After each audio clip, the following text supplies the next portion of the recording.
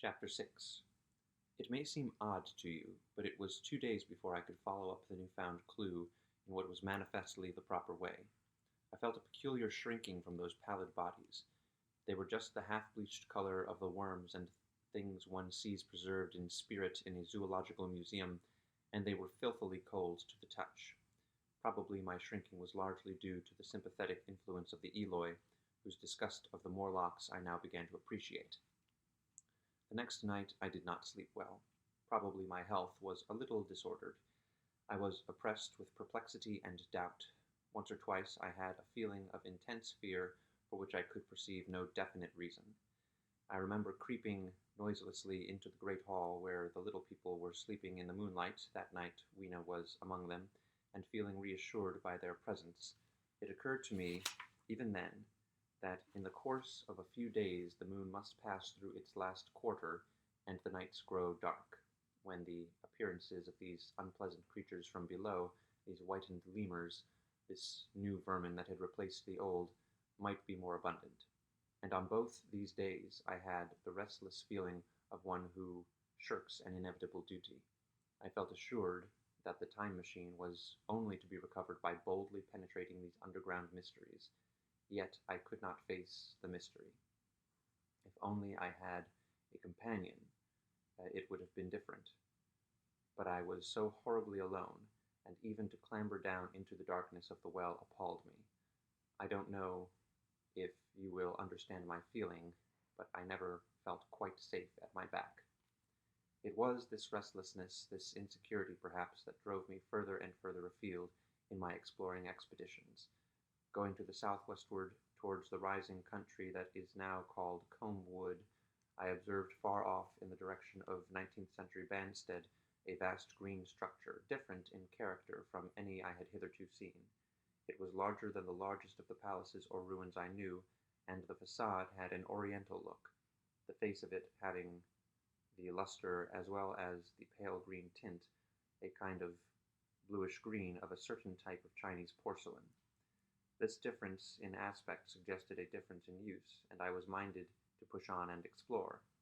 But the day was growing late, and I had come upon the site of the place after a long and tiring circuit, so I resolved to hold over the adventure for the following day, and I returned to the welcome and the caresses of little Weena. But next morning I perceived clearly enough that my curiosity regarding the palace of green porcelain was a piece of self-deception to enable me to shirk by another day an experience I dreaded. I resolved I would make the descent without further waste of time, and started out in the early morning towards the well near the ruins of granite and aluminum. Little Weena ran with me. She danced beside me to the well, but when she saw me lean over the mouth and look downward, she seemed strangely disconcerted. "Goodbye, little Weena," I said, kissing her, and then, putting her down, I began to feel over the parapet for the climbing hooks. Rather hastily, I may as well confess, for I feared my courage might leak away. At first she watched me in amazement. Then she gave a most piteous cry, and, running to me, she began to pull at me with her little hands. I think her opposition nerved me rather to proceed. I shook her off, perhaps a little roughly, and in another moment I was in the throat of the well. I saw her agonized face over the parapet and smiled to reassure her. Then I had to look down at the unstable hooks to which I clung. I had to clamber down a shaft of perhaps 200 yards. The descent was effected by means of metallic bars projecting from the sides of the well, and these being adapted to the needs of a creature much smaller and lighter than myself, I was speedily cramped and fatigued by the descent. And not simply fatigued.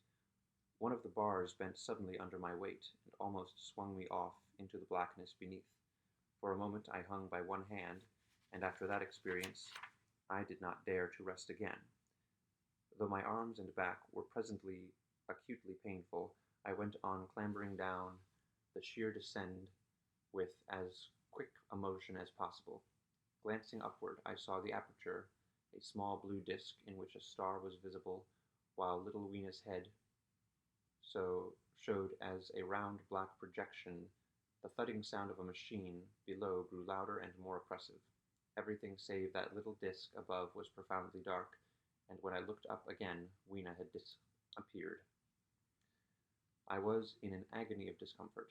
I had some thought of trying to go up the shaft again and leave the underworld alone, but even while I turned this over in my mind, I continued to descend.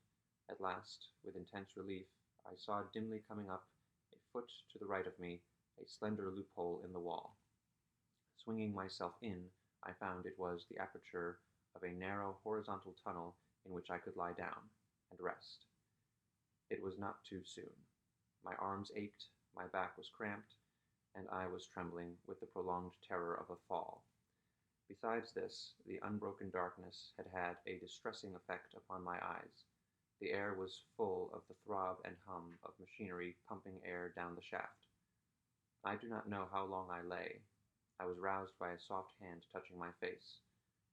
Starting up in the darkness, I snatched at my matches, and, hastily striking one, I saw 3 stooping white creatures, similar to the one I had seen above ground in the ruin, hastily retreating before the light.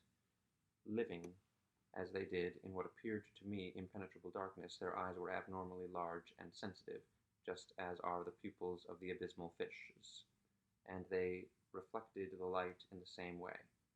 I have no doubt they could see me in that rayless obscurity, and they did not seem to have any fear of me apart from the light.